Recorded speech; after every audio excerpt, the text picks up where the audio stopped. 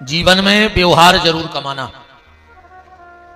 और व्यवहार के साथ साथ भगवान से प्यार जरूर कमाना,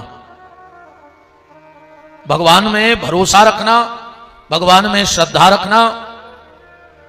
क्योंकि जब कोई काम में नहीं आता तो ठाकुर जी ही काम में आते हैं। बस तुम्हारा विश्वास कितना है, क्योंकि भरोसा ही भगवान का दूसरा नाम है। जिसका जितना ठाकुर जी पे भरोसा है, ठाकुर जी उतने तुम्हारे हैं। जितना जिसका भरोसा है, आज की कथा को हम जिस तरफ लेना चाहते हैं वो सिर्फ भरोसे की बात है। एक दिन का भरोसा नहीं था, 2 दिन का भरोसा नहीं था, 1 महीने का भरोसा नहीं था, 1 साल का भरोसा नहीं था। पद्म पुराण में आया है, माता सबरी ने 10,000 वर्ष इंतजार किया भगवान का। 10,000 वर्ष। कितना भरोसा होगा भगवान पे। देखो, आज नहीं तो कल, कल नहीं तो परसों, और परसों नहीं तो बरसों के बाद ठाकुर जी मिलेंगे, ये गारंटी है। पर उसके लिए तुम्हें भरोसा रखना होगा।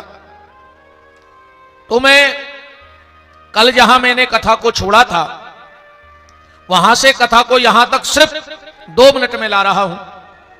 कल श्री सीताराम जी का पाणी ग्रहण संस्कार हुआ। साथ में भरत जी का विवाह मांडवी के साथ, सुतकीर्ति का विवाह शत्रुघ्न जी के साथ, और देवी उर्मिला का विवाह लखनलाल जी के साथ हुआ। महाराज जनक ने कन्यादान किया। सानंद आनंद के सहित 4 बहुएं अयोध्या पधारी। तीनों माताओं ने बड़ा भव्य स्वागत किया अपनी बहुओं का। 15 वर्ष में भगवान राम का विवाह हुआ और 12 वर्ष तक राम जी विवाह के बाद अयोध्या में रहे। और 27 वर्ष के जब रघुनाथ जी हो गए, एक दिन राजा दशरथ ने आईने में अपना एक बाल सफेद देख लिया और वैराग्य हो गया। देखो, 3 चीजें अचानक होती हैं। इन 3 चीजों में अगर आप विचार कर लोगे तो गारंटी है आप ये 3 काम कर ही नहीं सकते। कितना टाइम लगता है?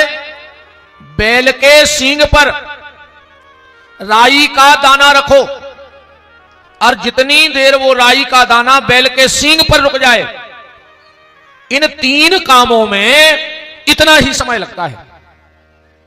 3 काम कौन? सबसे पहले आत्महत्या। अगर हत्या करने वाला, सुसाइड करने वाला अगर एक बार 1 मिनट भी सोच ले कि हम गलत कर रहे तो मर नहीं सकता। आत्महत्या, वैराग्य, एक क्षण में व्यक्ति को वैराग्य होता है। एक क्षण लगता है, सब छूट जाता है, फिर उसे किसी चीज की कोई चिंता नहीं रहती, क्योंकि वो भगवान के चिंतन में लग जाता है। संत श्री रैदास जी को अचानक से वैराग्य हो गया। पूर्व जन्म का तो था ही। संत श्री रैदास जी एक जगह बैठे थे और कुछ लोग आए और एक मधुमक्खी का शहद का छत्ता लगा था, मच्छों लगी थी अपनी देहाती भाषा। एक व्यक्ति आया, उसने नीचे धुआं किया और सारी मधुमक्खी उड़ गई और वो शहद निकाल करके ले गया। कबीरदास जी ने कहा बस यही तो जीवन है। इन मधुमक्खियों ने थोड़ा थोड़ा रस फूलों से, कलियों से, पत्तों से निकाला और जीवन भर इकट्ठा किया। और एक क्षण नहीं लगा, इकट्ठा इन्होंने किया और रस दूसरा ले गया। यही संसार की हालत है। हम लोग जीवन भर पाई पाई जोड़ते हैं और एक क्षण नहीं लगता और काल का ऐसा धुआं उठता है कि इस देह से प्राण निकल जाते हैं और सब कुछ यहीं पड़ा रह जाता है। तो पहला है आत्महत्या, दूसरा है वैराग्य और तीसरा है दान। दान भी एक क्षण में होते। अगर आदमी जा सोच लेवे कि करें के नहीं करें, दाएं के नहीं दाएं, दे ही नहीं सकत, हमारा चैलेंज है। वो तो एक क्षण में मन में आता है कितना दे डालो अच्छे काम में। और एक बात और, भगवान ने कहा या तो हम में मन लगाओ, मन ना लगे तो तन लगाओ, और तन ना लगे, भगवान ने धन दिया है तो धन लगाओ। आत्महत्या, बैराग और दान। अच्छा एक बात और ध्यान से सुनना, ब्याज का धंधा करने वाला ज्यादा दान नहीं कर पाता, क्योंकि उसको लगता है कि अगर हम 1000 रुपए किसी गरीब बेटी के ब्याह में दे दें, और फिर वो सोचता है जी 1000 अगर को ब्याजों दे दें तो भी ज्यादा बढ़ जाए। तो राजा दशरथ को एक क्षण में बैराग आ गया, मात्र एक बाल देखा सफेद। और आजकल को आदमी इतनो बेईमान है, भगवान संकेत दे, भगवान संकेत करत है कि अभी तक मुड़ जाओ। बाल सफेद हुए, व्यक्ति ने डाई लगवा ली, है ना। कई बूढ़े बूढ़े कल्ले से वंदा फिर रहा है, हमारा घटा कूका दे रहा है, अब ये सैलून में डाई लगवा रहा है। कहो डाई लगवाता ही लगवाता मार जाए, माने भगवान को धोखा दे रहे हैं। अपन भगवान जा जाने हैं कि वे तुम नए हो, करिया बार है मतलब नए हो, है ना। देखो बाल काले कर पाओ चाहे न करो, कैसे लोग हरिया तो 12 ही में लगने पहली, हाथ पांव तो बाद में जले हैं।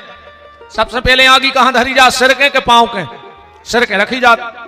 कैसे अपन जी समारत रहे पूरी जिंदगी, के तो बाल समारत रहे न बाल बच्चे समारत रहे। तो बाल काले कर पाओ चाहे न कर पाओ, पर जो मन काला हो गया है उसको भजन करके सफेद कर डालो, क्योंकि भगवान तन की शुद्धता पे नहीं रीझते, भगवान तो तुम्हारे मन की शुद्धता पे रीझेंगे। दूसरा संकेत भगवान ने आंखों पर दिया, आदमी ने चश्मा लगा लिया। तीसरा संकेत भगवान ने कमर पे दिया, आदमी ने लाठी पकड़ ली। लेता है लाठी के नहीं लेता।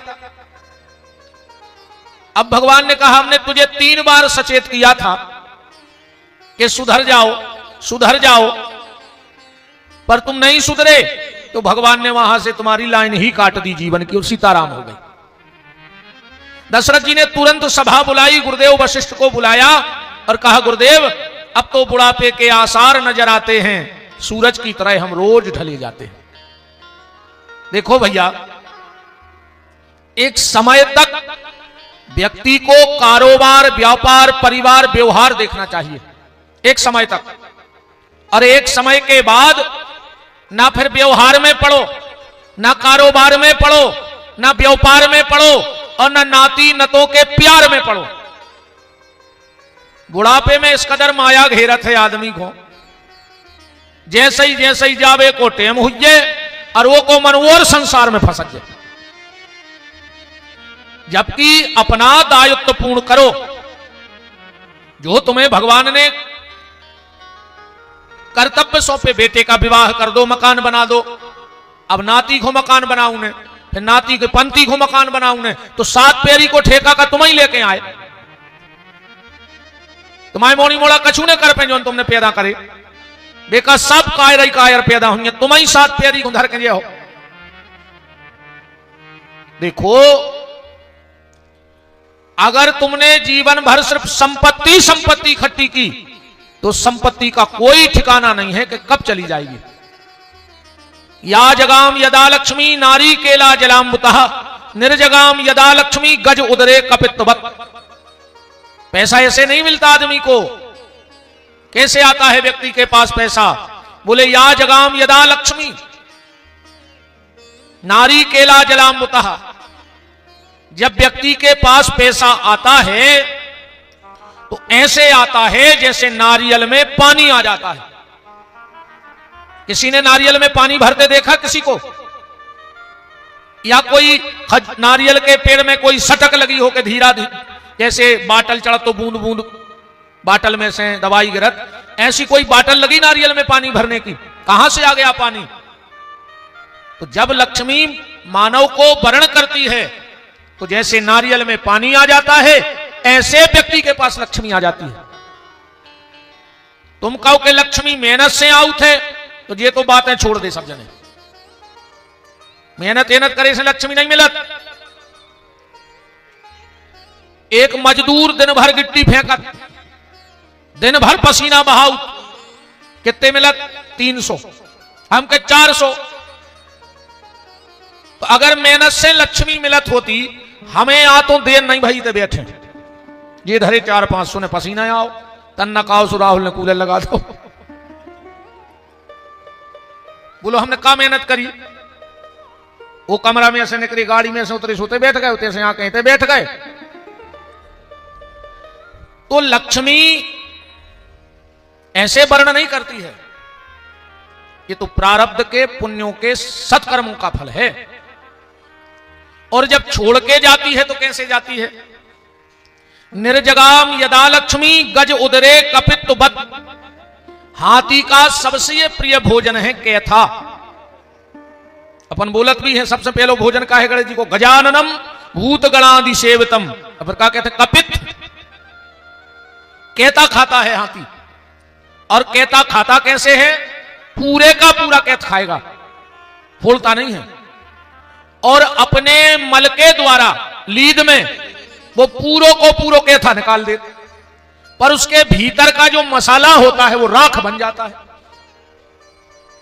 कभी हाथी को कैथ खिलाना और उसके लीद में वो कैथा निकलेगा, उसे फोड़ के देखना, राख बन जाएगा। कैसे बन गया? ऐसे ही लक्ष्मी छोड़ करके चली जाती है। तो अपनी संतान को संपत्ति कमाओ, कोई बुरी बात नहीं है, पैसा होना चाहिए, पैसा जरूरी है, पर धन के साथ धर्म जरूरी है, वरना धन बचेगा नहीं। अगर अकेला धन इकट्ठा किया तो धन तो जाएगा और धर्म भी हाथ से चला जाएगा। इसीलिए हमारे ऋषि मुनि साधु संतों ने हर व्यक्ति को बताया कि अपनी कमाई का ज्यादा नहीं तो 10% धर्म के काम में लगाना चाहिए। 10% धर्म के काम में लगाना चाहिए। अब वो धर्म कैसे भी हो सकता है, वो किसी गरीब बेटी के विवाह में खर्च किया जा सकता है, वो किसी जीर्ण शीर्ण मंदिर के नव निर्माण में खर्च किया जा सकता है, वो किसी गौशाला में खर्च किया जा सकता है, वो किसी धार्मिक आयोजन में खर्च किया जा सकता है, वो किसी भूखे को भोजन कराने में खर्च किया जा सकता है, कोई कुआं बावड़ी खुदवाने में खर्च किया जा सकता है।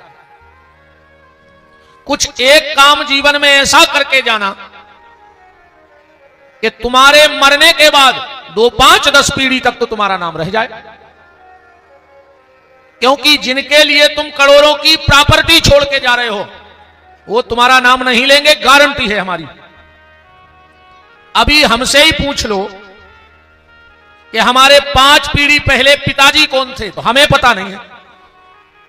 हमें पिताजी का, बब्बा का और उनके बब्बा का, बस 3 पीढ़ी का नाम याद है। अब जिसका खून मेरे शरीर में है, जब मैंने याद नहीं रखा और दुनिया वाले याद क्यों रखेंगे? बताओ, रखेगा कोई?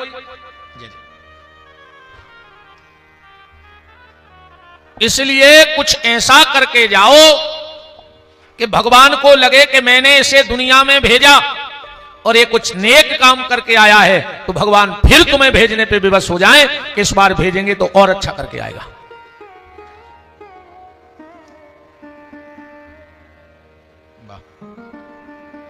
श्री नारायण प्रसाद जी विश्वकर्मा, शिक्षक बिलहरा वाली, ये गौ माता के लिए 500 रुपए की राशि है। राम को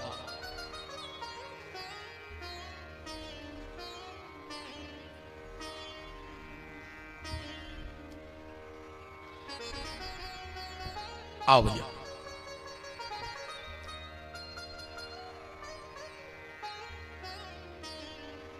आज हमारे 3 ही आचार्य बैठ गए, सो अपने आप मंच की शोभा बन जाए है। हमारे आदरणीय श्रद्धेय बड़े भैया श्री राम सेवक पाठक जी, आदरणीय बड़े भैया श्रद्धेय श्री शिवनारायण जी और आदरणीय हम सबके हृदय में आनंद प्रकट करने वाले आचार्य राम स्वरूप जी हल्लू भैया, वो भी आज तीनों मूर्ति इकट्ठी हो गई हैं राम को।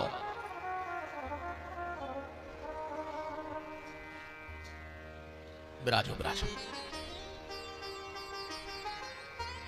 हाँ उत ही रख दे माता राम, उत ही रख दे। इतने तो इतनी जगह ही नहीं है जितनी पोटारियां आ रही मंच पर कहां बन, इतने रख जाओ आप। और जे जे कुंवर आज जे को ने लिया हो सुकल लाए जो और का अपन तो वही खुने करे घर छोड़ के कि राम राम जपना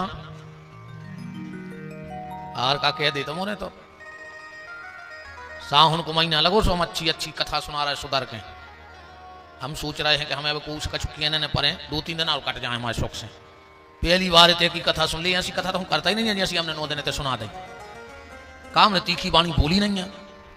हम सोच रहे साहुन को महीना हमने बार सोची थी कि हम ज्यादा कथा करें, कटाक्ष न करें ज्यादा, तो हम ये बार बहुत समर समर के अपनों हमने समय निकारो निकार भी दो भगवान ने।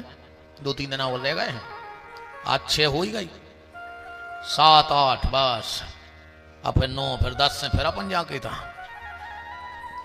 राम।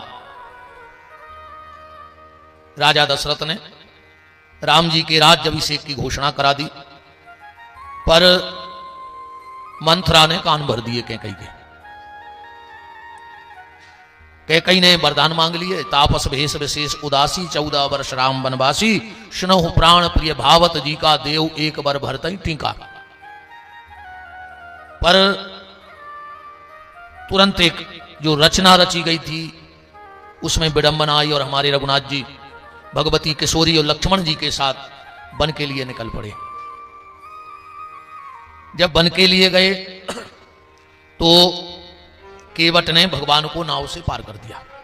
सुमंत जी लौट के आ गए और राम वियोग में महाराज दशरथ ने अपने प्राणों का प्राण कर दिया।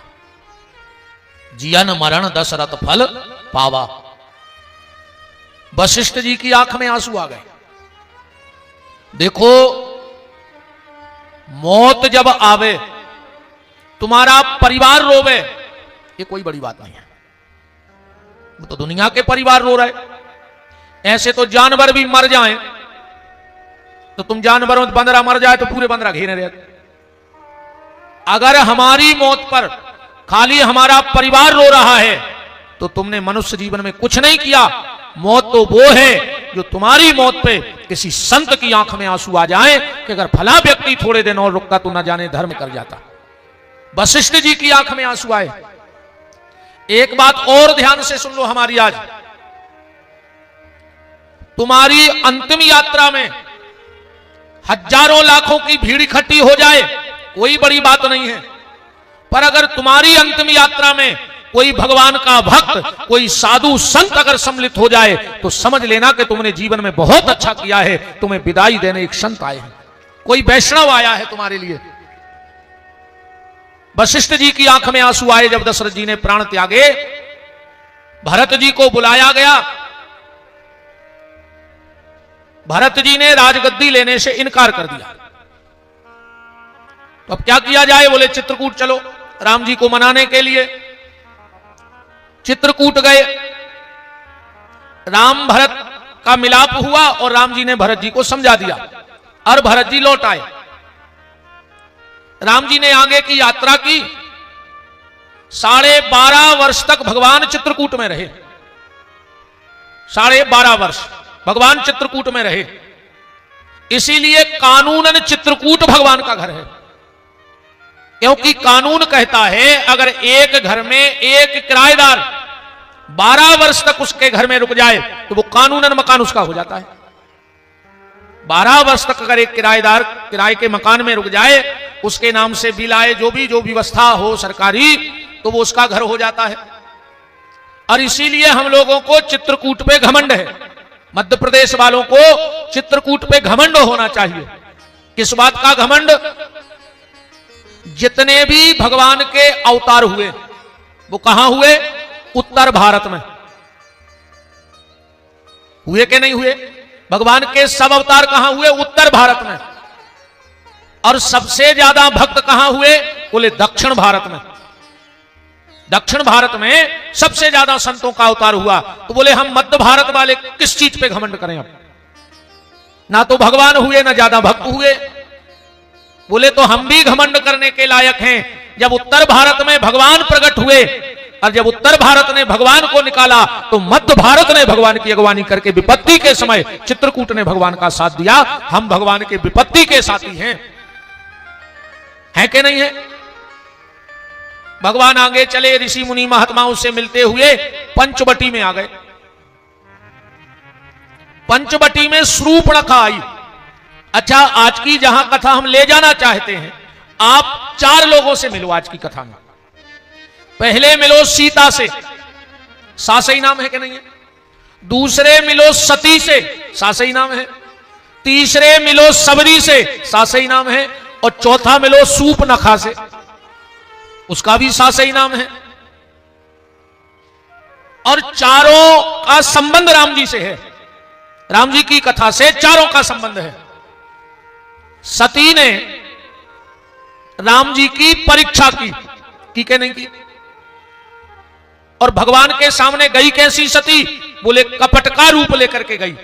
मतलब जो भगवान के सामने कपटी बन के जाएगा, अंत में उसको जलना ही पड़ेगा।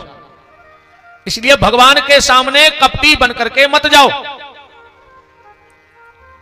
इस कथा के पावन मध्य में हमारे सागर में धर्मश्री संस्कृत विद्यालय के प्राचार्य और अभिजिनी के संरक्षण में दिव्य सनातन धर्म की परंपरा को आगे बढ़ाने के लिए वैदिक परंपराओं का सृजन उत्थान हो रहा है। ऐसे धर्मश्री संस्कृत विद्यालय के प्राचार्य आदरणीय बड़े भैया श्री ज्वाला प्रसाद जी रिछारिया, राजू सोनी जी और बड़े भैया श्री राम अवतार पांडे जी सब उपस्थित हैं। चौबे परिवार में बहुत बहुत मान है।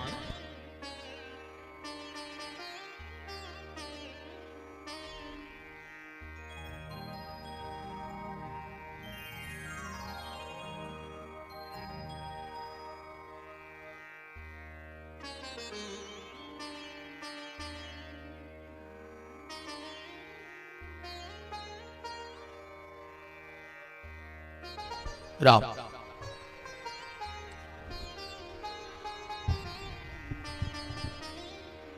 तो सती ने भगवान की परीक्षा की। सबरी ने भगवान की प्रतीक्षा की। अब शूर्पणखा भी राम जी के पास गई और सबरी के पास राम गए। अब इस बात को ऐसे समझना, शूर्पणखा राम जी के पास किस भाव से गई थी सबको पता है। तुम सम पुरुष न मोसम नारी, यह संयोग विधि लिखा विचारी, हमसे विवाह कर लो। तो वो गई थी कामना का भाव लेकर, और सबरी गई थी उपासना का भाव लेकर। तो जो भगवान के साथ पास कामना का भाव लेकर जाएगा या गलत भाव से जाएगा, सीधी बात। पर सबरी शुद्ध भाव से भगवान का इंतजार कर रही थी, और आज उसका ये परिणाम देखो आप। आज भी माता सबरी की हम लोग पूजा करते हैं, जयंती मनाते हैं, वंदन करते हैं। और शूर्पणखा गलत भाव से गई तो आज भी रामलीला में उसकी नाक कटती है कि नहीं कटती? आज भी नाक कटती है। कब नाक कटी होगी उसकी? पर ऐसी कोई रामलीला नहीं जिसमें उसकी नाक ना कटती हो। तो सती, सीता, सबरी और शूर्पणखा। तो आज हमको चर्चा माता सबरी के जीवन पे, नवदा भक्ति पे आज मेरा विचार है कि इस पे भाव रखे जाएं। अच्छा, सबरी का नाम क्या है? सबरी नाम तो इसलिए पड़ गया कि सबर राजा की पुत्री है, और भीलिनी नाम इसलिए पड़ गया कि भील जाति की है। तो ये नाम तो ऐसा हो गया कि पंडित जी की पंडितायन है ना, डॉक्टर की डॉक्टरनी, चाहे एविल की गोली जानत ने हो, पर पूरे मोहल्ला में डॉक्टरनी बाई बजत है। मास्टर की मास्टरनी, चाहे दस्खत कर तो नहीं बने, बजत है कि नहीं बजत। पटवारी की पटवारन, चाहे कब मेड़ पे गाइने हुए, तो डॉक्टर की डॉक्टरनी, मास्टर की मास्टरनी। अच्छा रे डाकिया की, नहीं हम तो आगे अपन बोल हैं, नहीं हम तो क्या ही रहे अपन का कही है अपन इतने खराब, हमने कही ना साहुन लगो है ना तो हम क्या ही देते। अच्छा का है बंगाली की, नहीं जैसे बुलाओ जे तो का कही। तो माता सबरी के जीवन पे हम लोग आज विचार कर रहे हैं। सबरी नाम सबर राजा की पुत्री के कारण पड़ा। भीलनी भील जाति में जन्म लिया तो नाम पड़ा। तो वास्तव में सबरी का नाम क्या है, कई लोगों को इस बात का पता नहीं है। सबरी का नाम था श्रावणी। क्या नाम था? श्रावणी। और एक नाम मिलता है महुला। सबरी का एक नाम मिलता है महुला और एक नाम मिलता है श्रावणी। श्रावणी नाम का तो प्रमाण है, पर मैंने महुला नाम एक अखंड ज्योति पत्रिका चलती है उसमें एक बार पढ़ा था। ये सबरी का नाम महुला है। 10,000 वर्ष जिसने भगवान की प्रतीक्षा की, माता सबरी ने। कथा ऐसे मिलती है, दो कथाओं से अपन माता सबरी के चरित्र में प्रवेश करेंगे। पहली कथा, एक राजा की रानी एक बार राजा प्रयाग में गया स्नान करने के लिए, अपनी पत्नी को भी ले गया, पर पत्नी भगवान की बड़ी भक्त थी। अब राजा के ठाट बाट अलग। तो प्रयाग में शिविर लगाया गया राजा का। राजा के शिविर के बगल में कुछ महात्मा झूम झूम के भगवान का कीर्तन कर रहे थे। रानी को मन में लगा कि मैं भी जाके इन संतों में बैठ करके भगवान का नाम संकीर्तन करूं। क्यों? रानी को याद आ गया कि मीरा जी ने कहा, संतन ढंग बैठ बैठ लोक लाज खोई, मैं तो दरस दीवानी मेरो दर्द न जाने कोई। रानी राजा के पास गई और जाकर बोली, राजा अगर आपकी इच्छा हो तो मैं बगल के तंबू में चली जाऊं, थोड़ा भगवान का भजन कर लूं। राजा ने कहा, रानी तेरा भाव तो अच्छा है, पर हम राजा हैं, अपनी मर्यादा है भाई, अपनी मर्यादा है, तुम उन संतों में बैठ के कीर्तन नहीं कर सकती। अब राजा ने डांट दिया, पर रानी को लगा कि ऐसी मर्यादा का क्या करना, ऐसे बड़े घर में जन्म लेने का क्या मतलब कि जहां हम भगवान का नाम न ले सकें। राजा तो सो गया। रानी रात में उठी और कमर कमर गंगा जी के जल में खड़ी हो गई और भगवान से हाथ जोड़ के बोली कि हे परमात्मा, मुझे पता है कि आत्महत्या करना बहुत बड़ा पाप है, आत्महत्या करना बहुत बड़ा पाप है, पर मैं आपके भजन के बगैर नहीं रह सकती अब। और जब तक ये रानी का शरीर रहेगा, पति मुझे भजन करने नहीं देगा। तो भगवान मुझे छोटे से छोटे कुल में जन्म दे देना, निम्न से निम्न जाति में जन्म दे देना, मुझे कुरूप बना देना, मुझे काली कलूटी बना देना, पर अपने चरणों से जुड़े रहना माधव। और कहते हैं अंतो मति सो गति, अंत में तुम्हारी जो मति होगी अंगली तुम्हारी वही गति बनेगी।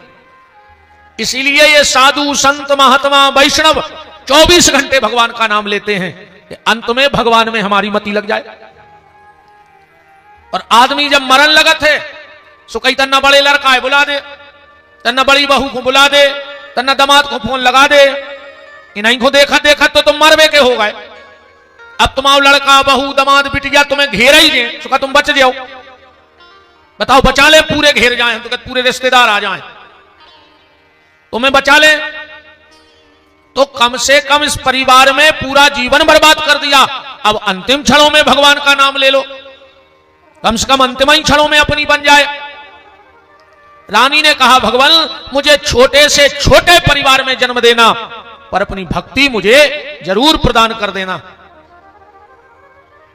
और जो रानी ने डुबकी लगाई प्राण निकल गए, हल्ला मच गया, रानी डूब गई, रानी डूब गई। राजा ने बड़े बड़े गोताखार बुलवाए, गोताखोरों ने डुबकी लगाई, रानी का शरीर तो मिल गया पर प्राण जा चुके थे। और इसी रानी का जन्म राजा सबर के यहां श्रावणी नाम की कन्या के रूप में हुआ। एक कथा तो सबरी की ये मिलती है। दूसरी कथा ये मिलती है माता सबरी की कि माता सबरी लक्ष्मी जी का अंश अवतार थी, अंशावतार थी लक्ष्मी जी का। कथा कैसे मिलती है? चित्रकूट में एक दिव्य संत रहते थे, बड़े फक्कड़ महात्मा, जिनकी संपत्ति क्या थी? बोले मात्र एक लंगोटी, एक रोटी और एक ब्रह्म पात्र माने कमंडल।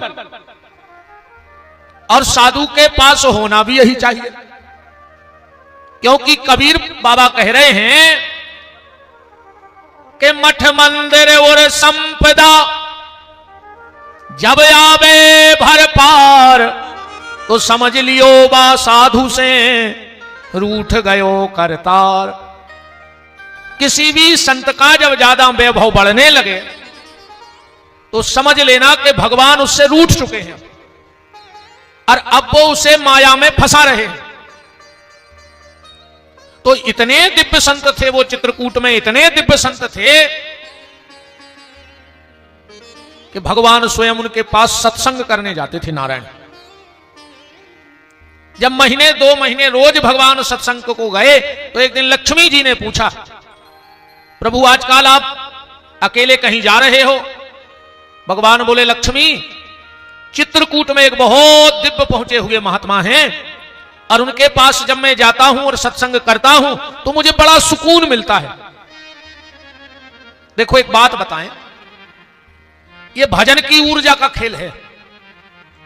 किसी किसी व्यक्ति से मिलने पर, उसके पास बैठने पर एक बड़ी अनुभूति होती है, बहुत अच्छा लगता है। चलो इनसे मिल लिया, अपने आप एक सुकून मिल जाता है। हाड़ मास तो वही है, शरीर तो वही है, पर किसी किसी के पास बैठने से, बात करने से मन को एक सुकून मिलता है। कारण क्योंकि उसके पास भजन की ऊर्जा है। और किसी किसी व्यक्ति के ऐसा लगता है कि तो हमें दिखे ही ना, इसके पास हमें बैठना ही ना पड़े। कई बार अपन भी कछुए से आदमी रहते के देख के अपन ही कुली का दबा जाते को भावाई में पड़ रहा हो भाई। अब कुछ कुछ लोगों के साथ ऐसा लगता है कि खूब बात करो, बैठे रहो, अच्छा लगता है। ये सब भजन की ऊर्जा का खेल है। तो भगवान बोले, लक्ष्मी मैं चित्रकूट जाता हूं और उन संत के पास रोज घंटे 2 घंटे सत्संग करता हूं, मुझे बड़ा अच्छा लगता है। लक्ष्मी जी बोली, प्रभु अकेले? बोले, मैं किसी अपने पार्षद को भी नहीं ले जाता, अपने परिकर को भी नहीं ले जाता, क्योंकि वो महात्मा जरा टेढ़े हैं, किससे क्या बोल दे उनका कोई ठिकाना नहीं, फक्कड़ है। और जो फक्कड़ होगा वही तुमसे सत्य बात कहेगा, क्योंकि अगर तुमसे उसकी कुछ इच्छा होगी तो वो अपनी बात ईमानदारी से नहीं बोल पाएगा। उसके मन में कोई लोभ होगा, लालच होगा, किसी वस्तु की तुमसे कामना होगी, तो वो तुम्हें सत्य मार्ग पे नहीं ले जा सकता। तो देवी वो बड़े फक्कड़ बाबा हैं। अरे लक्ष्मी जी बोली, दर्शन तो कराई दो दादा। भगवान बोले, तो चलो। अब दूसरे दिन भगवान लक्ष्मी को लेकर पहुंच गए और जो उन महात्मा ने देखा, कहो नारायण ये कौन है, इनको क्यों लाए, क्या जरूरत थी इनको लाने की? यहां मैया की कोई जरूरत नहीं, भगाओ इनको, तुम भी जाओ उठ करके। लक्ष्मी ने कहा, बड़ा फक्कड़ बाबा है, मुझे तो अच्छे अच्छे बाबा पीछे पड़े रहते, क्या पैसा आवे। पहला महात्मा ऐसा है जो कह रहा है भगाओ लक्ष्मी को यहां से। तो लक्ष्मी जी और प्रभावित हो गई उन संत जी से कि मेरे लिए बड़े बड़े ऋषि मुनि महात्मा, भाई सबको धन चाहिए, पर यह पहला फक्कड़ बाबा है जो कह रहा है निकालो लक्ष्मी को मेरे यहां से। लक्ष्मी जी बोली, महाराज अब आ गए हैं तो दर्शन तो कर ही लेने दो, बैठ जान दो 2 मिनट। ठीक है बैठ जाओ, कल से मत आना, और नारायण तुम्हें भी ना आना हो तो तुम भी मत आओ। लक्ष्मी जी बोली कि भगवान एक इच्छा है। बोले क्या? बोले आप इस जगह को तो पवित्र कर ही रहे हो, अगर आपके चरण मेरे घर में पड़ जाएं तो मेरा बैकुंठ भी पवित्र हो जाए। महात्मा बोले, देखो नारायण हमने कहा था ना कि ये लक्ष्मी आई है अब हमें जाल में फंसाएगी। अरे लक्ष्मी जी बोली, नहीं नहीं हम आपको ना कुछ दे रहे हैं, ना वैभव, ना धन, ना दौलत, बस आप तो चलो हमारे बैकुंठ में चरण रख दो और कुछ प्रसादी पालो। महात्मा ने कहा चलो अब ठीक है तुम कहती हो तो आ जाएंगे कल हम निमंत्रण में। लक्ष्मी जी आई, लक्ष्मी जी ने खूब पकवान बनाए, दाल चावल कढ़ी पकौड़ा बड़ा खूब व्यंजन तैयार किए। और जैसे ही महात्मा आए और जो भोजन लगाए, महात्मा बोले ये क्या है? बोले भोजन। बोले हम तुम्हारा कच्चा बना भोजन थोड़ी करेंगे, भाई तुम गृहस्थ में हो, भली लक्ष्मी नारायण हो, हम विरक्त महात्मा ठहरे, हम तुम्हारा कच्चा भोजन नहीं करेंगे, हमें नहीं करना ये भोजन। लक्ष्मी जी बोली बड़ा टेढ़ा बाबा है। बोले एक बात बताओ महाराज, आप जब प्रसादी पाते हो तो क्या भगवान को भोग नहीं लगाते?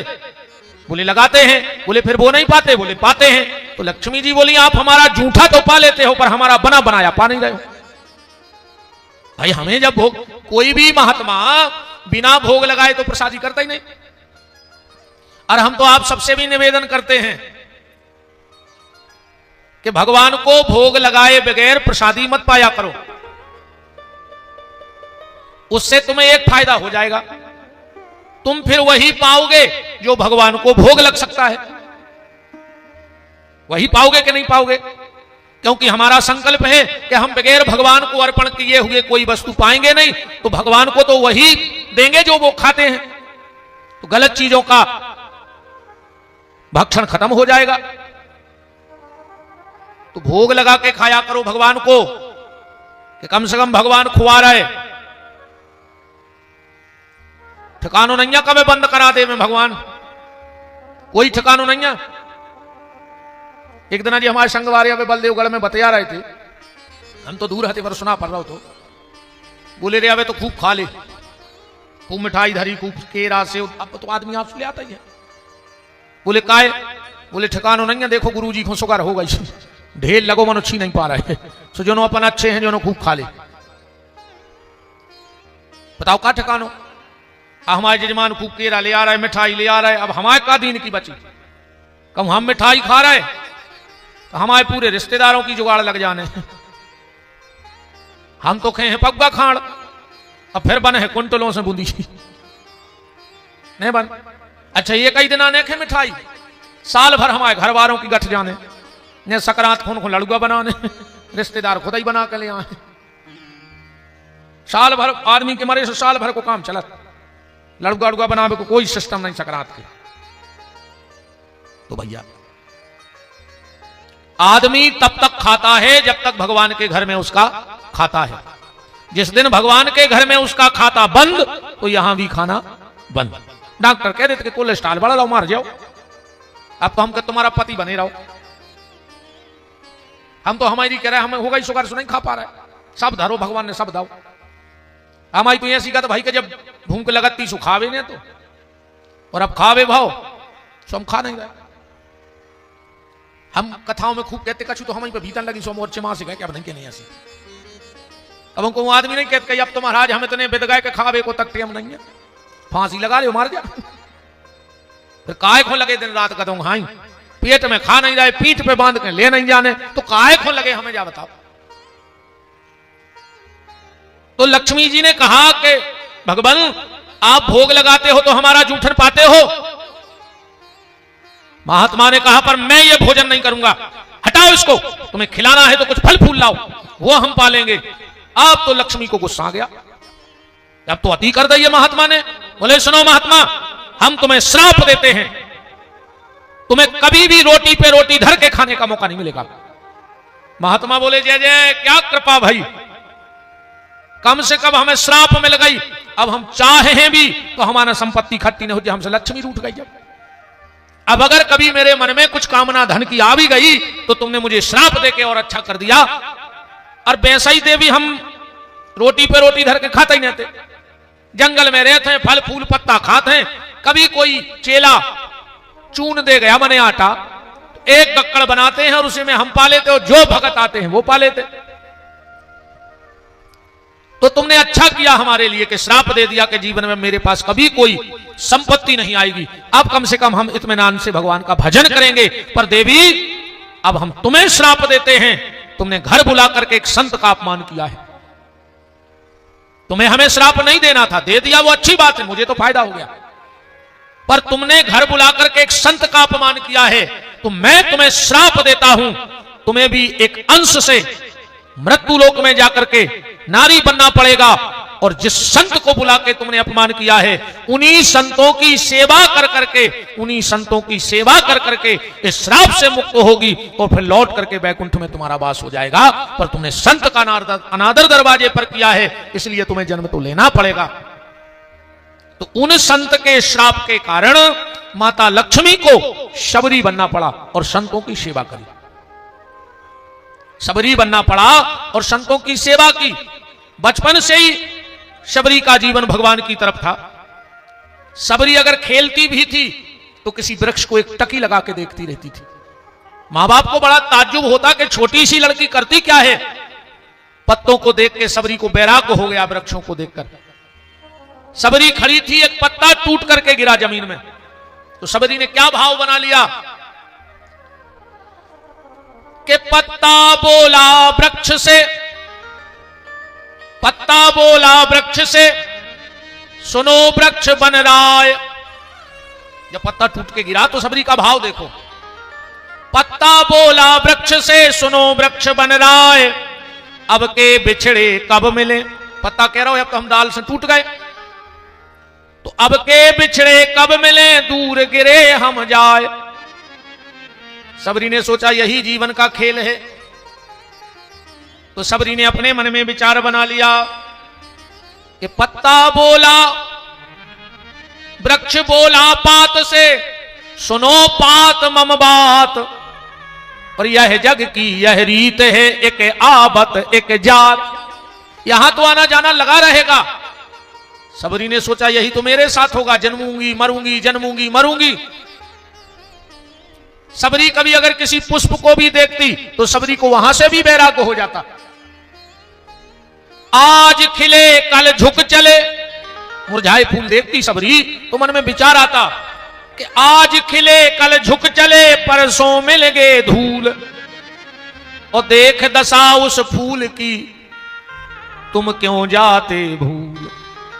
जो आया है उसे जाना पड़ेगा, यह गारंटी है। शबरी की मां ने सोचा कि अब इनका विवाह कर दें वरना गड़बड़ हो जाएगा, ये तो ऐसी बातें करने लगी है। तो एक दिन शबरी की मां ने शबरी को बिठाया और चुटिया बना रही थी।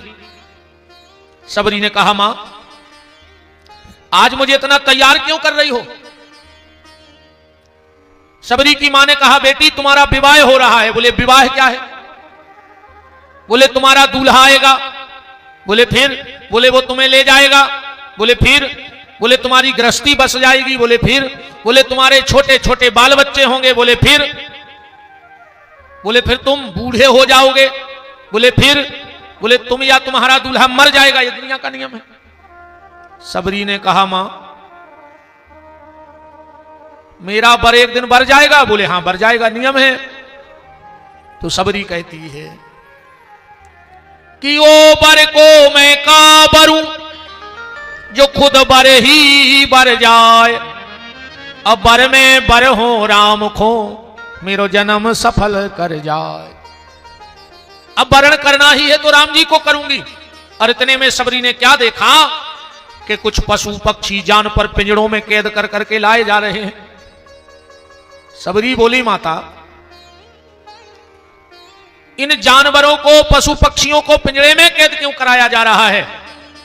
माता ने कहा बेटा शबरी जब तेरा विवाह होगा तेरी बारात आएगी तो बारात के स्वागत में इनको मार मार के इनका मांस बारात वालों को खिलाया जाएगा। ओ शबरी ने कहा रे राम राम राम, मेरी शादी में इतने जीवों की हत्या। तो शबरी मां से बोली कि माता अब हमारी बात सुनो कि करके सगाई में बर के साथ ब्याही गई। करके सगाई में बर के साथ ब्याही गई। ढल के तरुणाई नार वृद्धा कहलाऊंगी। माता मर के धरूंगी जन्म, जन्म के मरूंगी फिर लेकर शरीर यहां कितनी बार आऊंगी।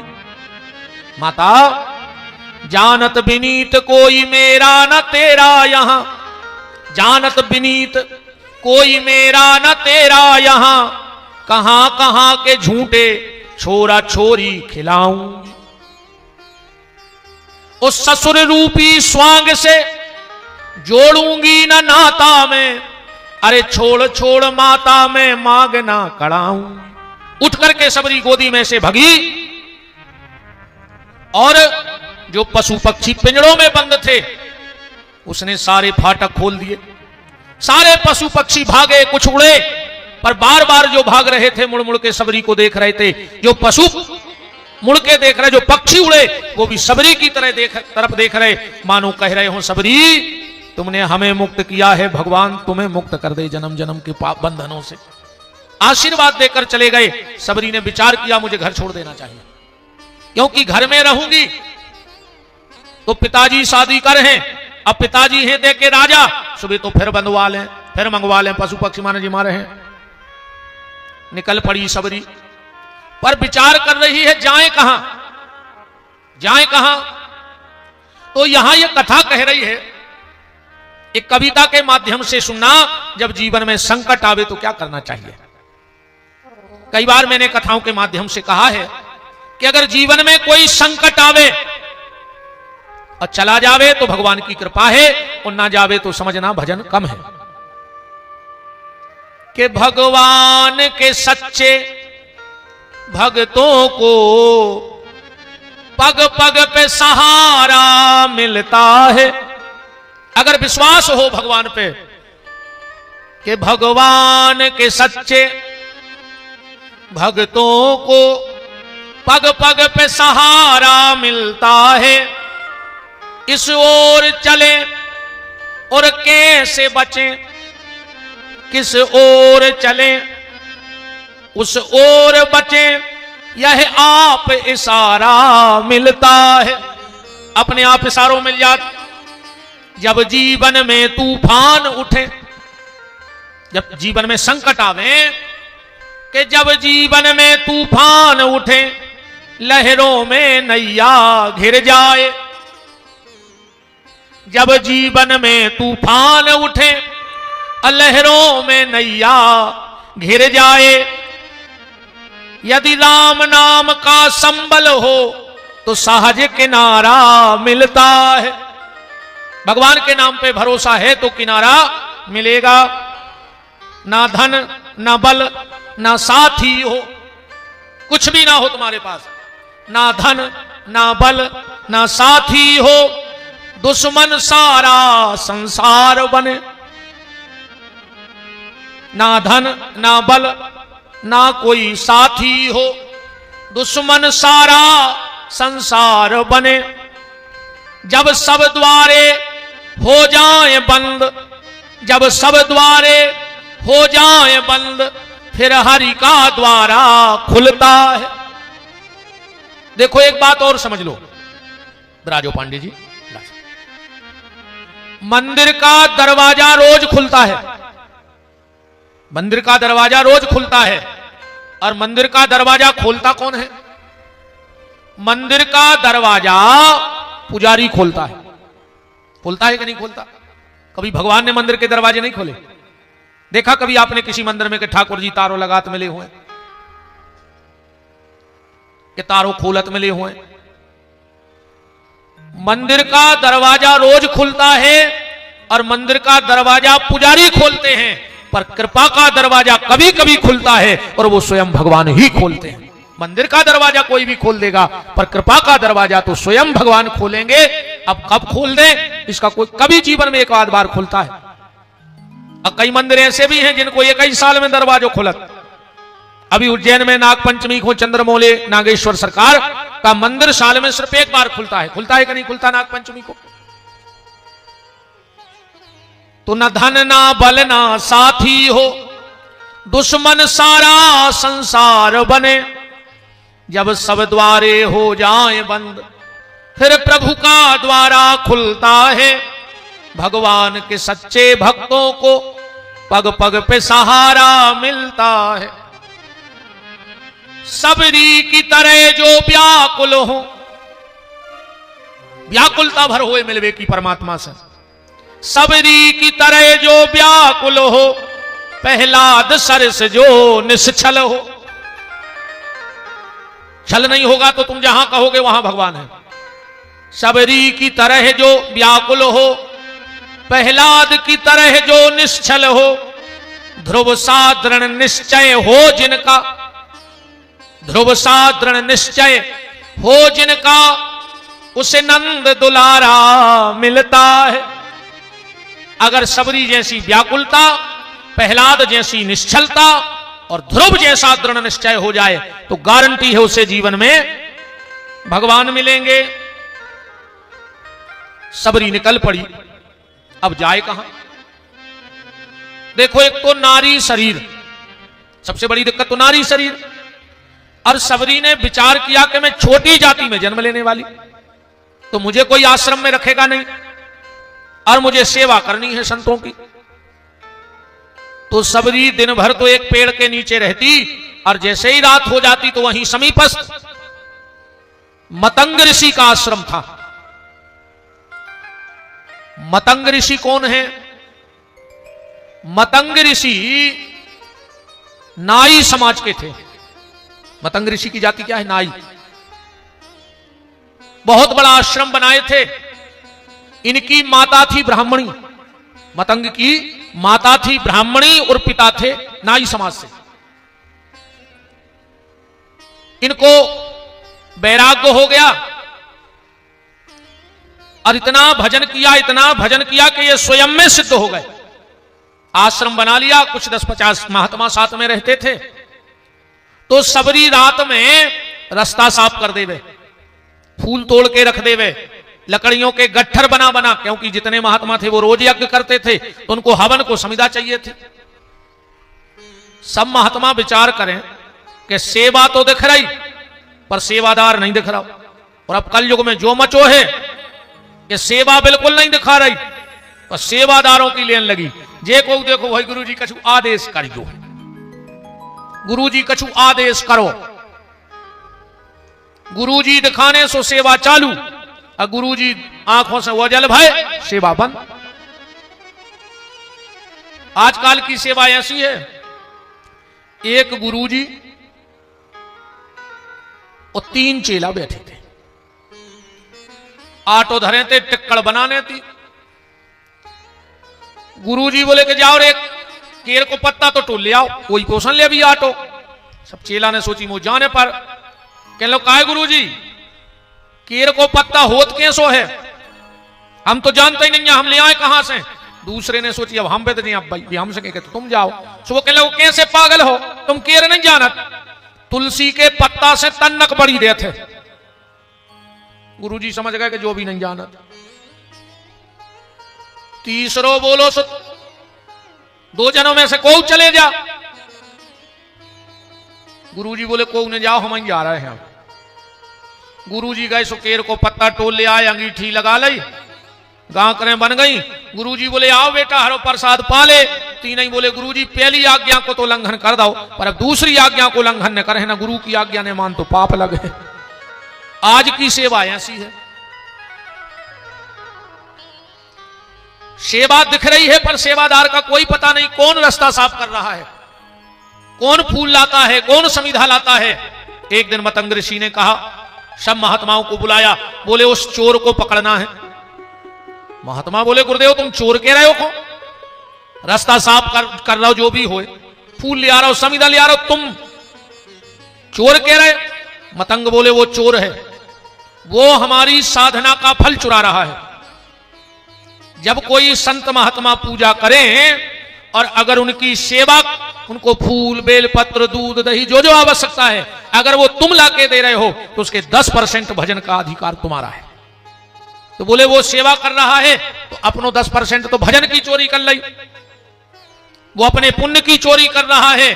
और मतंग बोले मुझे तो लगता है कि उसने मेरी साधना चुराई, मेरी तपस्या चुराई, पर आज तो उसने मेरा मन भी चुरा लिया है। कि धन्य रे ऐसा भक्त जो सेवा पूरी दे रहा है पर सामने नहीं आ रहा है। और आजकल ऐसो है कहूं एक ही चेला को नाव गुरु जी मंच पे नहीं ले पाए तो कब वो कल से कथा ही नहीं आवे, क्या मैं नहीं जाने हो तो नाव तकले तो नहीं है ना। अगर एक नाव चूक जाए तो आदमी बोल वो बंद कर दे, बोले तो आज क्या करना है? बोले आज रात में हम उस चोर को पकड़ेंगे, तुम सब लोग छुप जाओ पेड़ों के यहां। अंधेरा था, सबरी सिर पे लकड़ियों का गट्ठर रख के चली आ रही है। छोटी सी अवस्था है, अभी इतनी बड़ी नहीं है। जब मतंग ऋषि के यहां सबरी गई है, कितनी आयु थी? एक जगह प्रमाण मिलता है 7 वर्ष और एक जगह प्रमाण मिलता है 18 वर्ष। दोनों प्रमाण अपने राम ने सुरक्षित रखे हैं, कोई पूछे तो ये लिखा है। एक जगह प्रमाण है 7 वर्ष का और एक जगह प्रमाण है 18 वर्ष की थी सबरी। पर हमें तो ये लगता है कि वो जितने वर्ष की रही होगी, मेरी नजर में तो उस वर्ष भी वो लाखों वर्ष की रही होगी, क्योंकि वो जिंदगी है, जिंदगी जो जिंदगी हो काम की, वो जिंदगी क्या जिंदगी जो रह जाए खाली नाम की। कई लोग सबरी का नाम नहीं जानते, पर सबरी के माध्यम से राम का नाम जरूर जानते हैं। और नाम जोइया है। ऐसे तो तुम उन्होंने नेताओं की रैली में देखो, ये चिल्लाउत हैं, जब तक सूरज चांद रहेगा फलाने भैया का नाम रहेगा। चिल्लाते हैं। बोले तुम काहे चिल्ला रहे? बोले 200 रुपया, हरीरी झिल्ली, 6 डड़ेल तेल की पुड़ी और सड़े आलू को पैकेट। अच्छा, उनको ऐसा कोई मतलब नहीं है कि कौन भज जाए चिल्ला रहा है। तुम तो जे को तो दो देवो के संग है। बोलो गलत तो नहीं है? ये जितने नारे लगाओ थे, ये सब 250 रुपया को खेल आए। अब ये चिल्ला रहा है, जब तक सूरज चांद रहेगा फलाने भैया का नाम रहेगा। अकुम फलाने भैया कल मर जाए और एक हफ्ता बाद उसे पूछियो कि काय भज्जा की 13 कब आ है, कहने लगे हमें नहीं पता कब मर गए। अब तुम ही चिल्ला रहे थे कि जब तक सूरज चांद रहेगा फलाने भैया का नाम रहेगा। जब तुम्हें पता नहीं है तो दुनिया काय खुराक है? पर ये व्यास गद्दी कह रही है कि जब तक सूरज चांद रहेगा भजन करने वालों का नाम रहेगा, परोपकार करने वालों का नाम रहेगा, सत्कर्म करने वालों का नाम रहेगा। आदमी अपने बाप दादों को नाम भूल जाए, पर क्या मीरा को भूल सकता है? तुलसी को भूल सकता है? सूरदास जी को भूल सकता है? कर्मा देवी को भूल सकता है? संत श्री रैदास जी को भूल सकता है? वो माने चाहे बिल्कुल ना माने, वो अलग विषय है। मानो चाहे बिल्कुल ना मानो, हम ये पक्ष में नहीं है। बोलो इतने लोगों में कौन नहीं जानता तुलसीदास जी को? किसने सूरदास जी का नाम नहीं सुना? किसने मीरा का नाम नहीं सुना?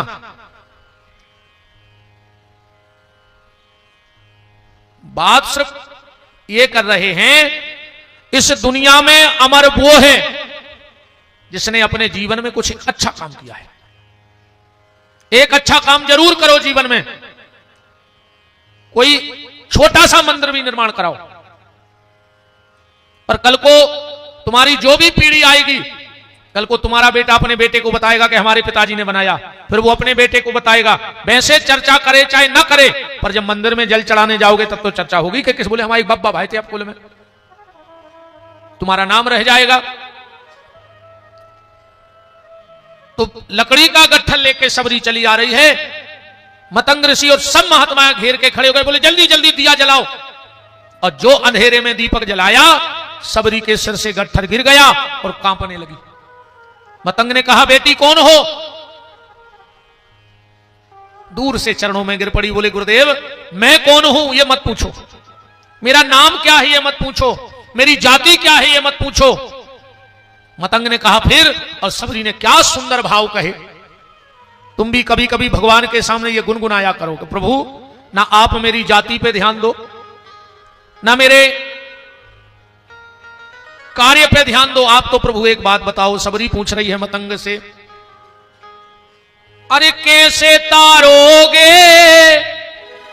आप तो जा बताओ कि हमारा उद्धार कैसे हुई, अब जीवन को लक्ष्य का है हमारा। कैसे तारोगे कहो ना, कैसे तारोगे? सबरी कह रही है मतंग ऋषि से। जब नाम पूछा कि तुम्हारा नाम क्या है, बोले इसमें आप मत पूछो, आप तो एक ही जवाब दे दो। कैसे तारोगे कहो ना, कैसे तारोगे? मेरा अवगुण भरा शरीर, मेरा अवगुण भरा शरीर गुरुजी कैसे तारोगे? मेरा अवगुण भरा शरीर गुरुजी कैसे तारोगे?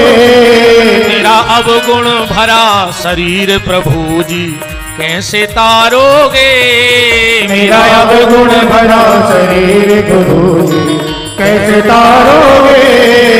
हरि बोल। अच्छा, इस भजन को बड़े एक एक शब्द को पकड़ के गाना, आपको ऐसा लगेगा कि आपकी डायरेक्ट बात अपने गुरु और गोविंद से हो रही है। एक एक शब्द पकड़ के मेरे साथ गाना और डूब के गाना, तुम्हें लगेगा कि साक्षात मेरी आज बात भगवान से हो रही है। कैसी?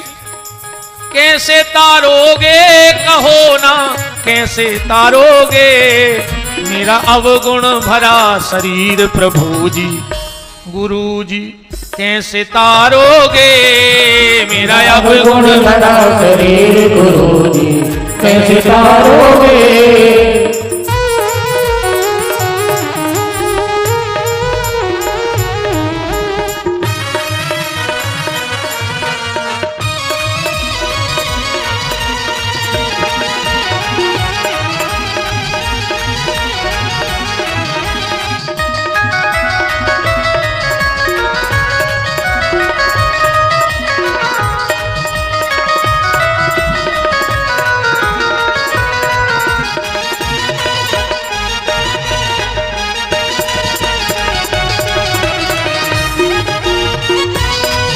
मेरा अवगुण भरा शरीर पे गुरु जी कैसे तारोगे मेरा अवगुण भरा शरीर गुरु जी कैसे तारोगे।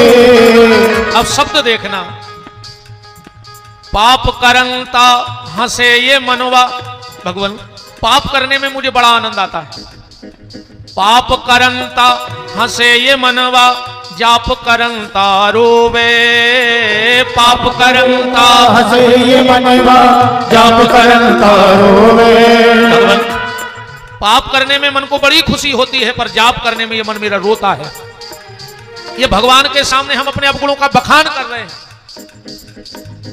और पहली बार भगवान भी आपसे खुश हो रहे होंगे, क्योंकि ईमानदारी यह है कि आदमी जब संत के पास, गुरु के पास, भगवान के पास जाता है तो अपनी बुराई छिपाता है और अच्छाइयों का बखान करने लगता है भगवान के सामने।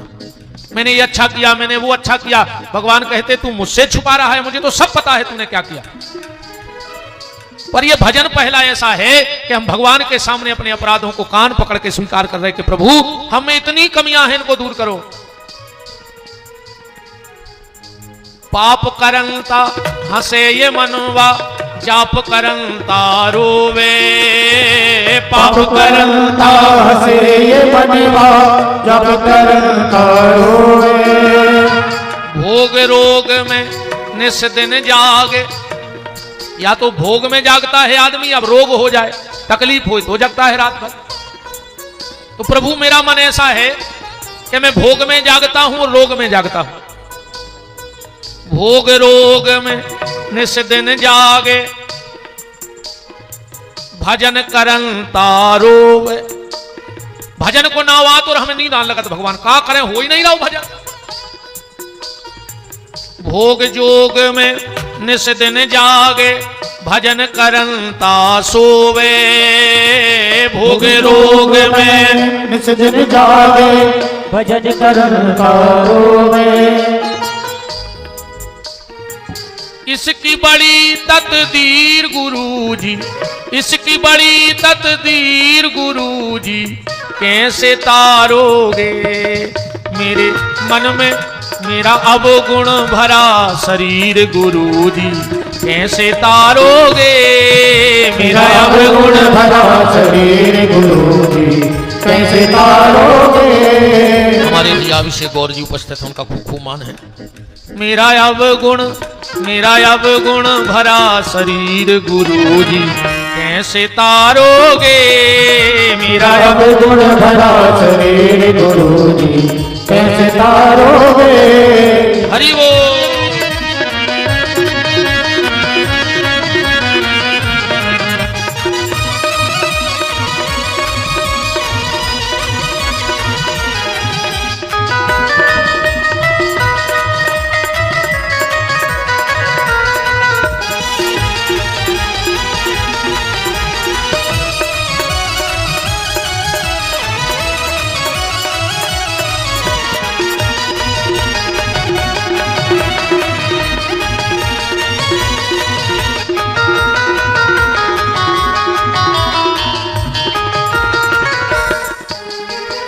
सेवा सुमरन नाही सुहावे।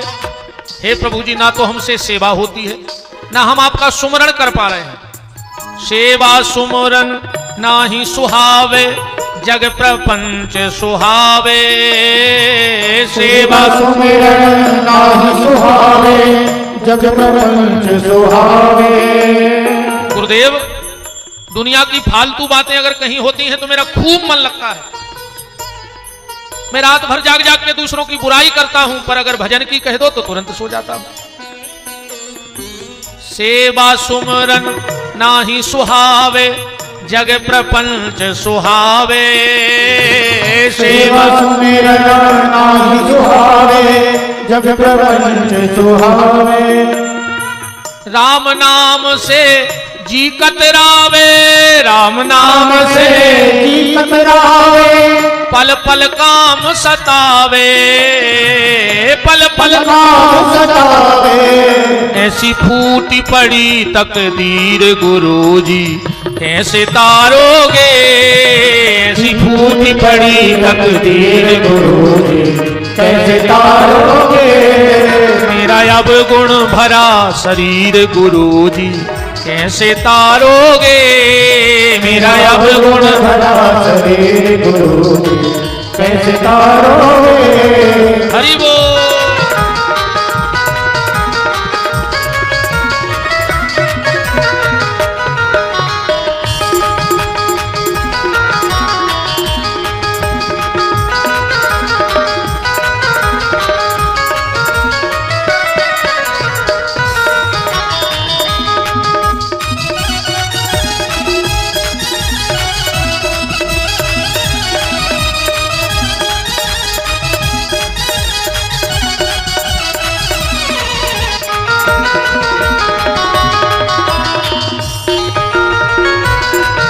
और गुरुदेव, कंचन कामनी मन में आवे, करनी एक करीना।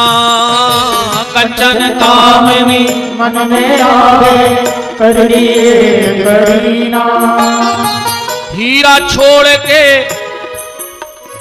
राम नाम को भजन नहीं किया, इकट्ठा क्या किया। हीरा छोड़ के बटोरी काकड़, तृष्णा मेरी मदीना। हीरा छोड़ के बटोरी काकड़, तृष्णा मेरी मदीना। गुरुदी, ममता मोह गड़क जंजीरा, ममता ये मोह की ममता की जंजीर ने मुझे ऐसा जकड़ा है गुरुदेव कि मुझे गोविंद की सुध नहीं आ रही है। और आप चाहो तो मुझे गोविंद से मिला सकते हो। तो सबरी कह रही, मेरा अब गुण भरा शरीर गुरुजी, कैसे तारोगे। मेरा अब गुण भरा शरीर गुरुजी, कैसे तारोगे। मेरा अब गुण भरा शरीर गुरुजी, कैसे तारोगे। मेरा अब गुण भरा शरीर गुरुजी, कैसे तारोगे। एक बार हृदय से शब्द बोलो, कहो ना कैसे तारोगे। कहो ना कैसे तारोगे। कहो ना कैसे तारोगे। कहो ना कैसे तारोगे। कहो ना कैसे तारोगे। कहो ना कैसे तारोगे। मेरा अब गुण भरा शरीर गुरुजी, कैसे तारोगे। मेरा अब गुण भरा शरीर गुरुजी, कैसे तारोगे। मेरा अब गुण भरा शरीर गुरुजी, कैसे तारोगे। मेरा अब गुण भरा शरीर गुरुजी, कैसे तारोगे। मेरा अब गुण भरा शरीर गुरुजी, कैसे तारोगे। मेरा अब गुण भरा शरीर गुरुजी, कैसे तारोगे। बोलो गुरुदेव भगवान की जय।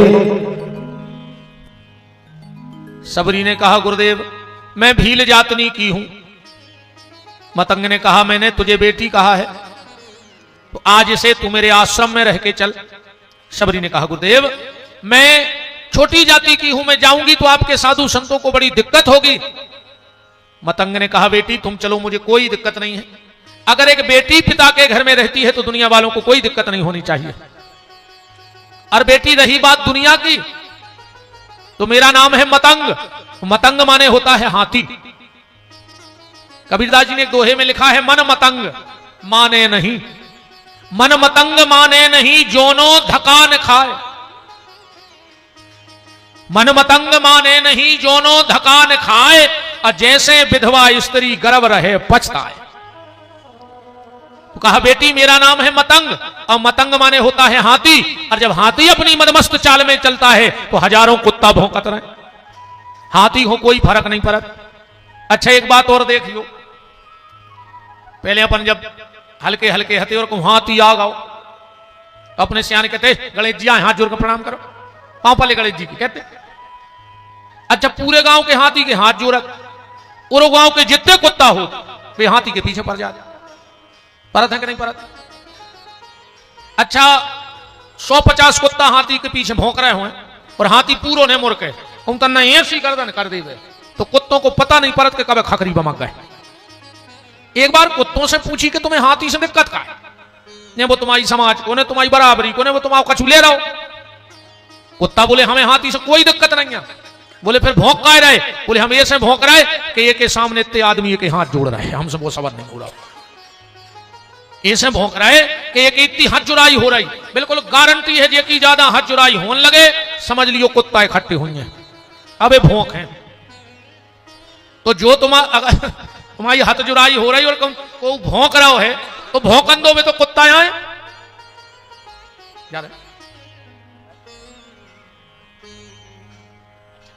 चलो प्रणाम, बहुत अच्छा लगा, आप पधारी, आशीर्वाद दिया, प्रणाम करता हूं। बोलो वृंदावन बिहारी लाल की।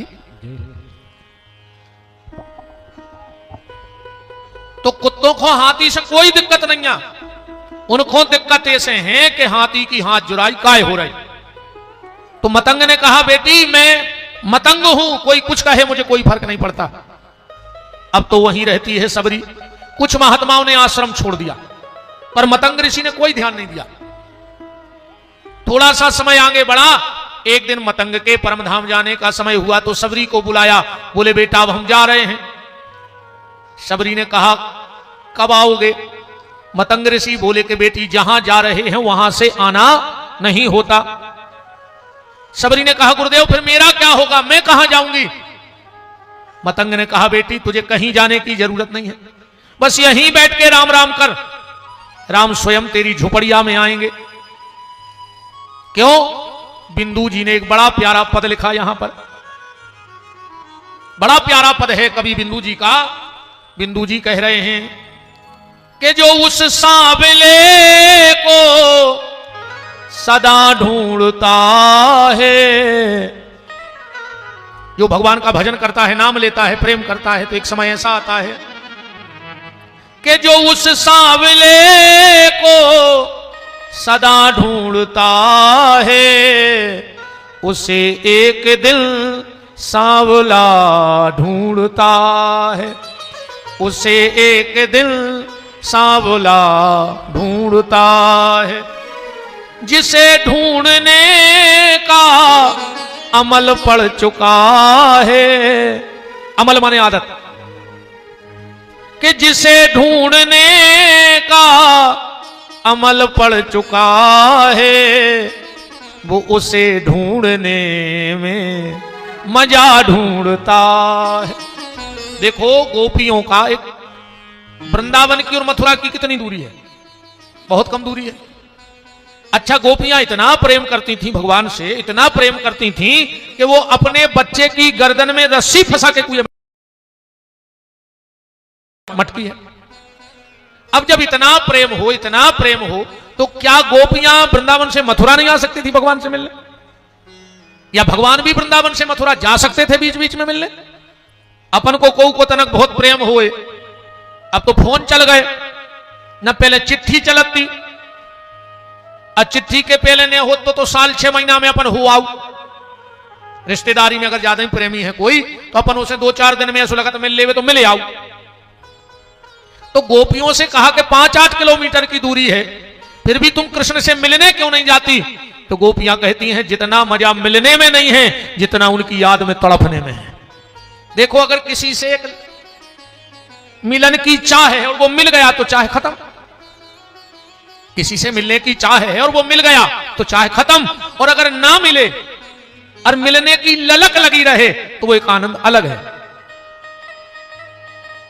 तो बिंदु जी क्या कह रहे हैं कि जिन्हें ढूंढने का अमल पड़ चुका है वो उसे ढूंढने में मजा ढूंढता है। और बिंदु जी कह रहे अरे दिल जिसे कुल जहां ढूंढता है, पूरी दुनिया ही तो भगवान को ढूंढ रही। कन्हैया कन्हैया पुकारा करेंगे, लताओं में ब्रज की गुजारा करेंगे, कहीं तो मिलेंगे वो बांके बिहारी, पकड़ के चरण हम मनाया करेंगे। अरे दिल जिन्हें कुल जहां ढूंढता है वो तुझ में है बैठा, उसे कहां ढूंढता है। वो तो तुम्हारे अंदर है। इसलिए कबीरदास जी ने एक भजन में गाया कि कछु लेना न देना मगन रहना, बैठा मूंद सखी फिर दो नैना, कछु लेना न देना मगन रहना। बात तो ये बिंदु जी के पद की चल रही है। न पूछो पतित बिंदु, न पूछो पतित बिंदु क्या ढूंढता है, पतित बंधु जी का पता ढूंढता है। मतंग ने कहा बेटी तुम्हें कहीं जाने की आवश्यकता नहीं है, तुम्हें कहीं जाने की आवश्यकता नहीं है, राम यहीं आएंगे। और इतना कहा और मतंग के प्राण निकल गए। सबरी ने बैठे बैठे विचार किया कि हमने गुरुजी से जा तो पूछ ली कि राम आहे, पर जा नहीं पूछी कि कबे आहे। ये सुने हो के आ जाइए आ जाए, इन जा कही के आहे, जा तो कहीं नहीं है कबे आहे, हो सकत आ जाइए आ जाए। क्योंकि गोस्वामी जी कह रहे कि गुरु के वचन प्रतीत न जेही, जिसको अपने गुरु के वचनों पे भरोसा नहीं है, सपने हूं सुगम न सुख संपत्ति ते। गुरु के वचन पे भरोसा करना चाहिए। कैसे?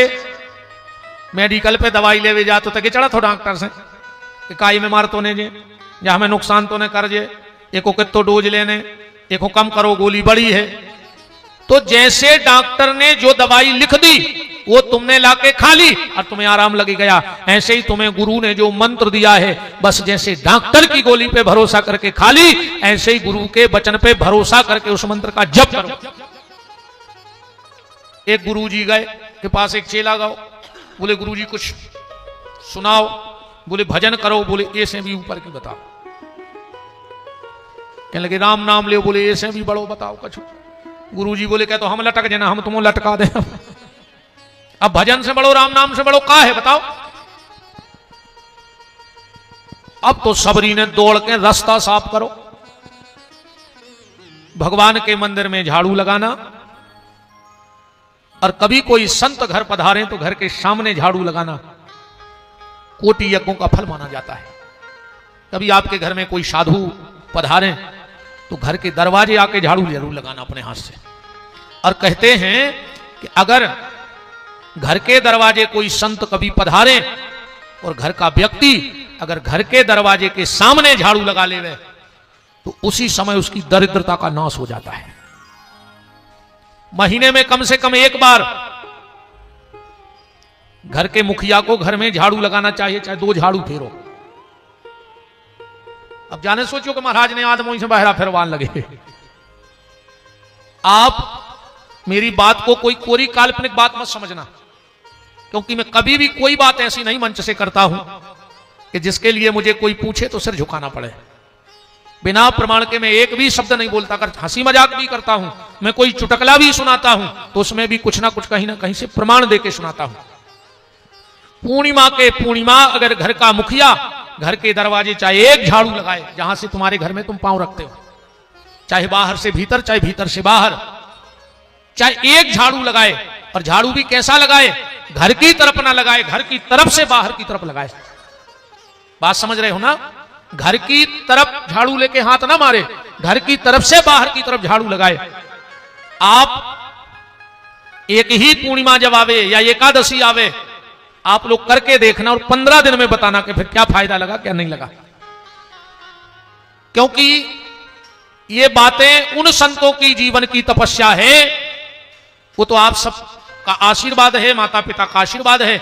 संत ऐसी ऐसी गुप्त बातें बता देते हैं, ना जाने शरीर में ऐसा क्या है जो किसी को नहीं बताते, वो मुझे सुना देते हैं बिठा करके। खूब प्रेम करते हैं साधु संत महात्मा, कहीं चले जाएं संतों की बड़ी कृपा है। कहा पता का हमारे माता पिता के सत्कर्म हैं, अभी तक इतने साल में जिन संतों के चरणों में गया तो कुछ ना कुछ मिला है। तो सबरी झाड़ू लगा रही। अच्छा, मीराबाई तो कैसा झाड़ू लगाती थी पता है? मीरा बहुत समय तक वृंदावन में रही, पर मीरा ने कभी झाड़ू से झाड़ू नहीं लगाया। क्यों? बोले हमारी श्री जी निकुंज वन में आती हैं श्याम सुंदर के साथ, और उनके चरण बड़े कोमल हैं और झाड़ू नुकीला होता है, तो उनके चरण चिन्हों में झाड़ू लगेगा तो हमारे श्री जी के चरण कमलों को तकलीफ होगी। तो मीराबाई कैसे झाड़ू लगाती थी? मीराबाई के बाल बहुत बड़े बड़े थे, तो मीराबाई अपनी चुटैया से उतनी रास्ता को साफ करती थी बालों से, बालों से झाड़ू लगाती थी। आप कभी भगवान ने चाहा तो अब हम एक आध बार 10-5 दिन का मीरा चरित्र बोलने वाले हैं, तैयारी कर रहे हैं। ये लगभग 7 दिन अकेले मीरा जी पे प्रवचन हो आप, क्योंकि जो जो ठाकुर जी से चाहा ठाकुर जी करवाते गए। एक बार मन में थी हनुमान चालीसा बोले, सुंदरकांड बोले, तो सब करवा दिया। अब इच्छा है कि एक बार मीरा जी के चरित्र को भी 7-8 दिन बैठ के गाएं। तो सबरी ने झाड़ू लगाया और बाहर बैठ गई कि राम आएंगे। फिर सबरी ने सोचा नहीं, तो हमें अपने गुरुजी पे का भरोसा नहीं है। जब गुरुजी कह गए थे कि बैठ गए तो तुम्हें से मिलवे खुदा है, तो फिर हम तो भीतर ही बैठे। सबरी गई सो झोपड़िया में बैठ गई, फिर सोच रही नहीं।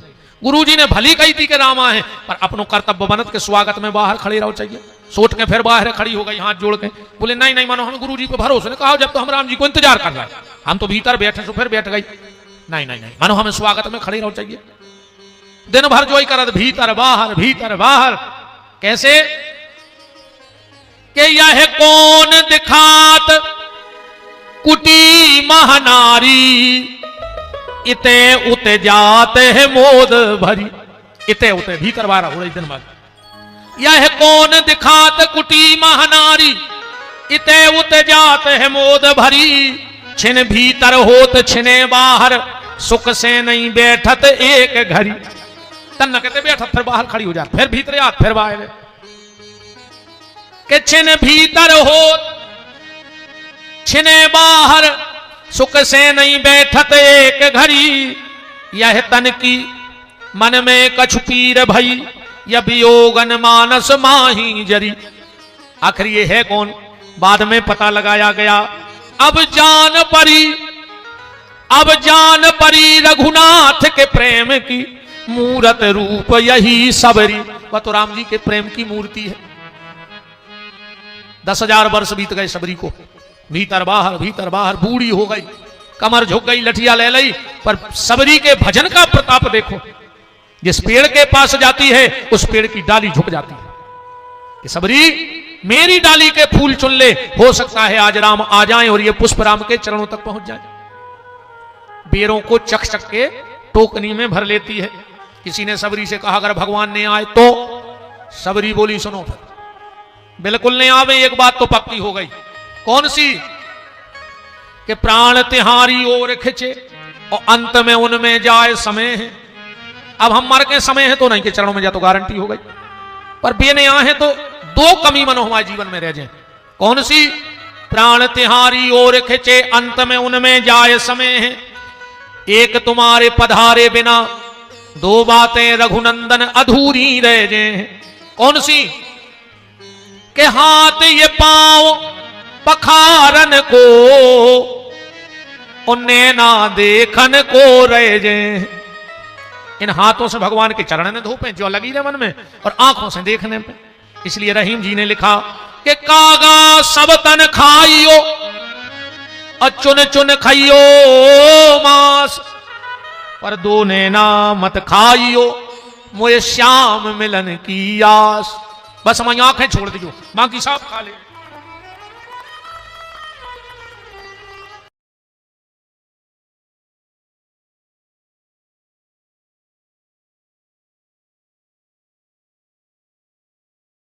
कि किस लिए आस छोड़े कभी ना कभी।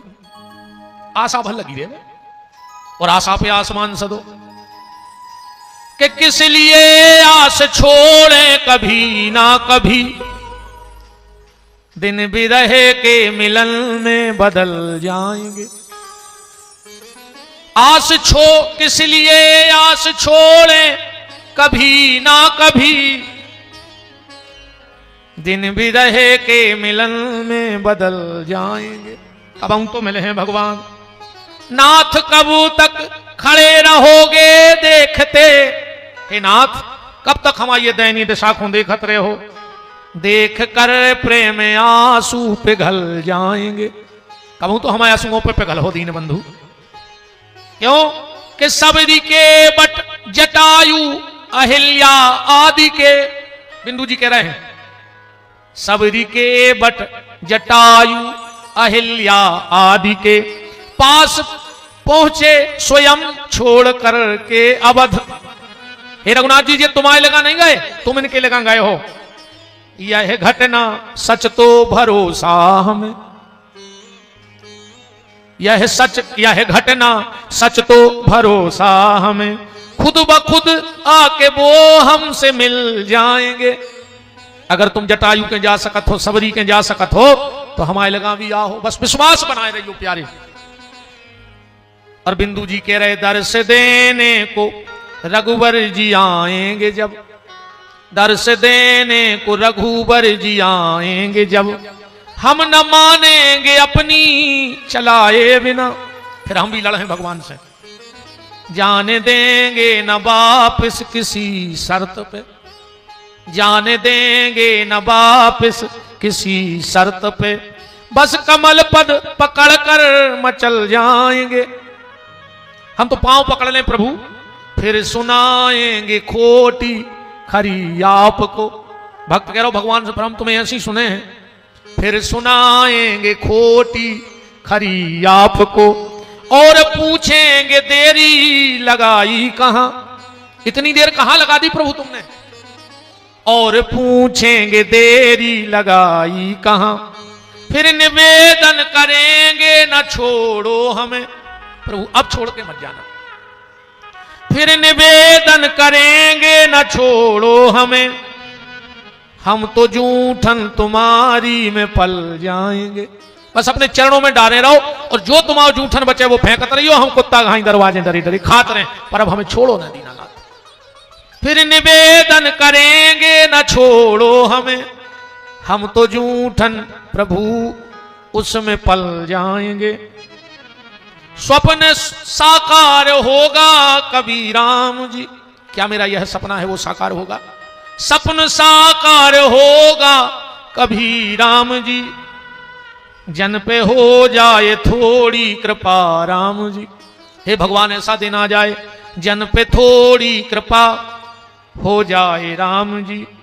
पूर्ण कर दो मनोरथ ये राजेश का, जाने कब वो प्राण तन से निकल जाएंगे। हे प्रभु, इसमें देरी मत करवाने में, क्योंकि भरोसा नहीं है। आशा लगी। और गोस्वामी जी कविता बली में लिख रहे हैं, क्या लिख रहे हैं। सबरी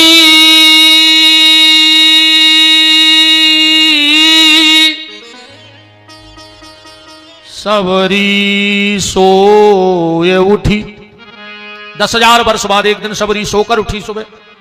तो गोस्वामी जी ने संकेत किया कि सबरी सोए उठी। तो क्या हुआ।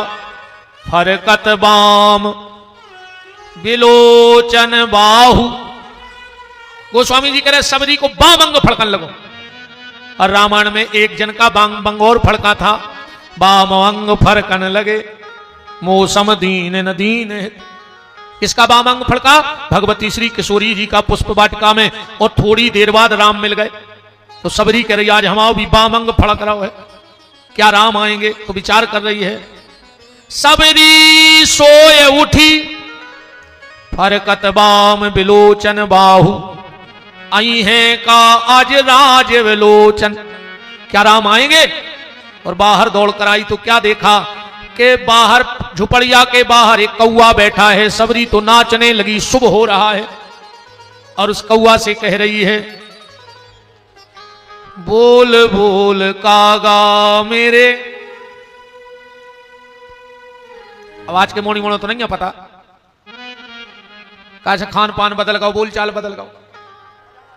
पहल के बहु दद्दा खाते दाल बाटी चूरमा,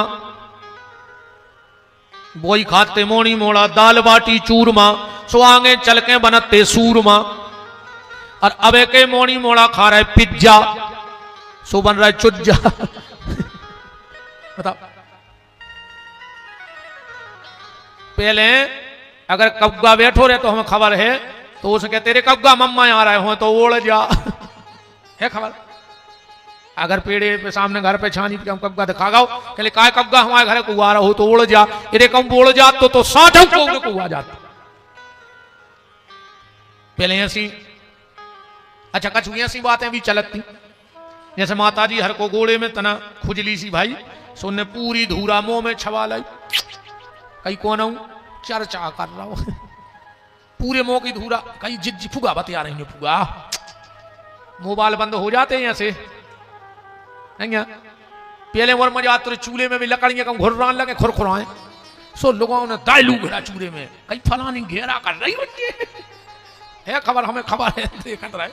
बहुत पुरानी बात, एक पुरानी बात है, अपनी बुंदेलखंडी की रीति आए, अगर लकड़ियां भी खिरबरात सी नहीं आती, सुनने लेकर लूग रहा था, कहीं फलानी कर रही घेरा, अब फिर